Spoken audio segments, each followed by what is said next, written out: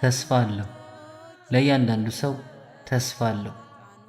ሰው ያለበት ሁኔታ ምንም ይሁን ምን ሁል ጊዜ ተስፋ አለው። ብቻ ልብ ንቁ ይሁን። እኔ ተኝቻለሁ፣ ልቤ ግን ነቅቷል።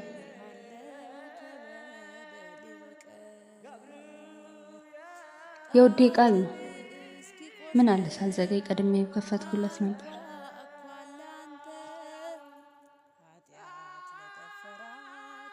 ተኝቼ ነበር፣ ልቤ ግን ነቅቷል።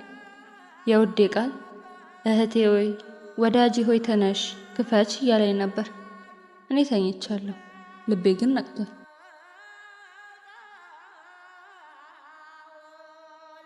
አሁን ተነስቼ ብከፍት ቀሚሴን አውልቄያለሁ። እንዴት ለብሳለሁ? ልንም ታጥቤያለሁ።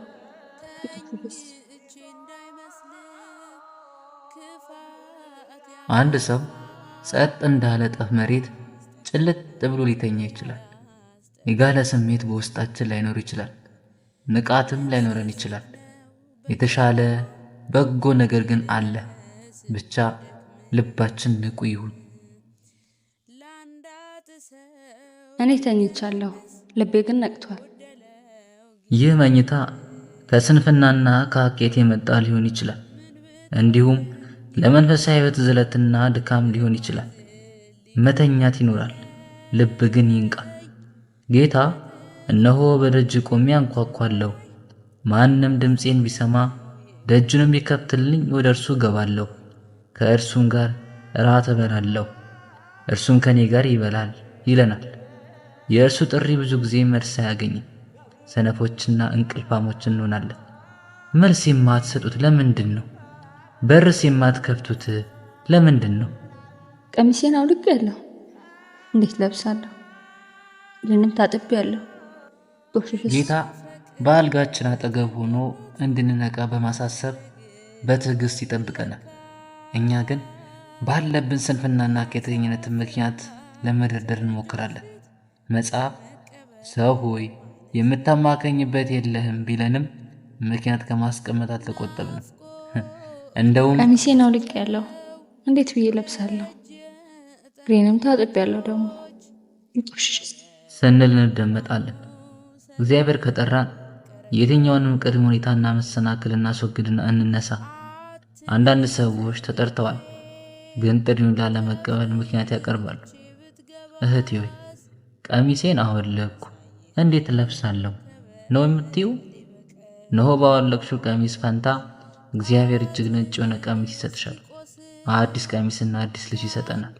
ወንድሜ ሆይ እግሬን ታጠብኩ እንዴት አሳድፈዋለሁ ነው ጥያቄ? እንግዲያውስ የሐዋርያቱን እግር ያጠበ ጌታ ያንተንም እግር ለማጠብ ደስተኛ ነው። ምን እሱ ብቻ፣ እንደውም ካላጠብኩ ከኔ ጋር እድል የለህም ይልሃል።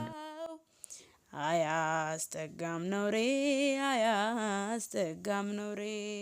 እስቲ ይህች ሙሽራ ምክንያት በማቅረቧ የደረሰባትን እንመልከት። ለውዴ ከፍትለት ዘንድ ተነሳው፣ ከፈትኩለት። ውዴ ግን ፈቀቅ ብሎ አልፎም ነበር። ነፍሴ ከቃሉ የተነሳ ደነገጠች። ፈለግኩትም፣ አላገኘሁትም። ጠራሁትም፣ አልመለሰልኝም። ነውሬ ጸንቶ እየገፋ ጻድቃን ሞልተው ከበረት። እግዚአብሔር የሰውን ነፍስ ወደ እርሱ ለመማረክ በተለያዩ ምክንያቶች ሞክሯል። ይሁንና በሩ ተዘግቶበታል። ጌታችን በሩን አንኳኩቷል። በሩ ቢዘጋም እንኳን ጌታችን በደጁ ፊት ለፊት በሩን እያንኳኳ በትዕግስት ቆሞ ነበር።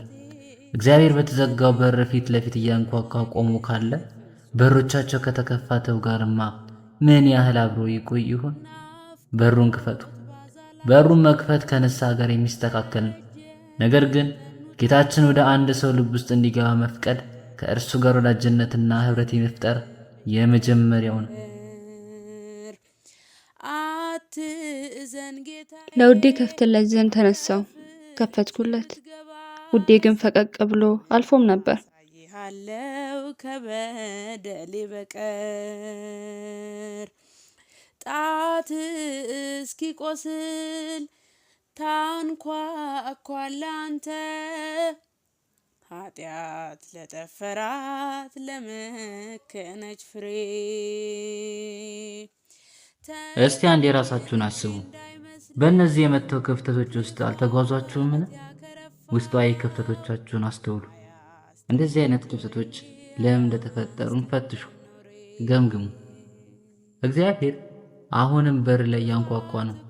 ለተወሰነ ቅጽበት ራሱ ሊደብቅ ይችላል፣ ነገር ግን ፈጽሞ አይሰወርም። አንዳንድ ጊዜ በእርሱ ውስጥ ያለንን ፍላጎት እንድናንጸባርቅ፣ ለእርሱ ያለንን ፍላጎት እንድናስተካክልና በበለጠ መነሳሳት እርሱ እንድንፈልገው ሊያደርገን ለተወሰነች ጊዜ ከኛ ይሰወራል። የሆነ ሆኖ እግዚአብሔር ሁል ጊዜ ቅርባችን ነው። ክፋት እኮ መልክ ቢሆን ቁርጥ እሱን በመሰልኩት፣ በደል እኮ ትግል ቢሻ እኔ እኮ ነኝ ጦር ጉልበቱ፣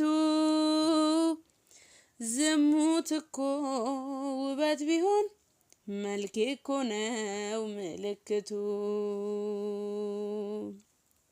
ደግ እኮ ነው ሁሉን ሸፋኝ ምን በገጼ ተገለጠ፣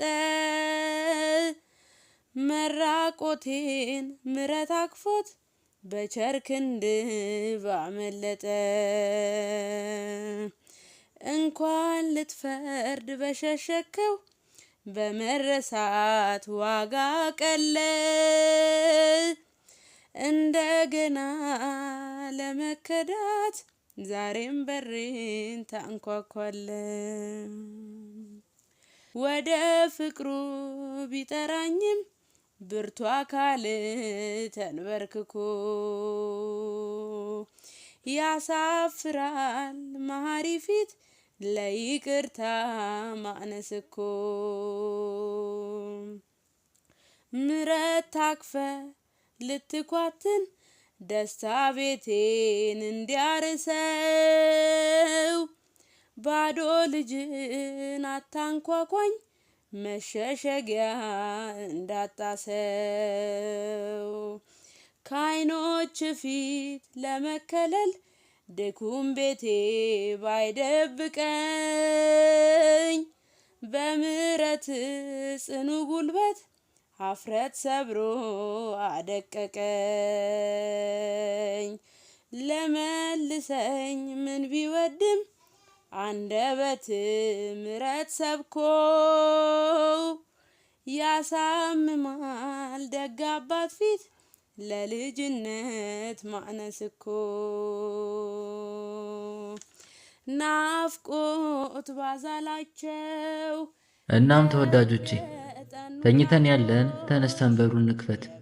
ምናልባት ውዳችን ክርስቶስ በሩን ስንከፍት ፈቀቅ ብሎም ከሆነ ፍለጋችንን እንቀጥል። ይህ ፍለጋ ምቹ ያሉንና መከራ ያለበት ሊሆን ይችላል። በትዕግስት እንፈልገው። አልተሰወረም፣ እናገኘዋለን። ነገር ግን ያገኛችሁት ያዙት፣ ከእናንተ ጋር አብሮ እንዲኖርም አትተውት። እስኪቆስል ታንኳኳለህ አንተ ኃጢአት ለጠፈራት ለመከነች ፍሬ፣ ተኝቼ እንዳይመስል ክፋት ያከረፋው፣ አያስጠጋም ኖሬ አያስጠጋም ኖሬ።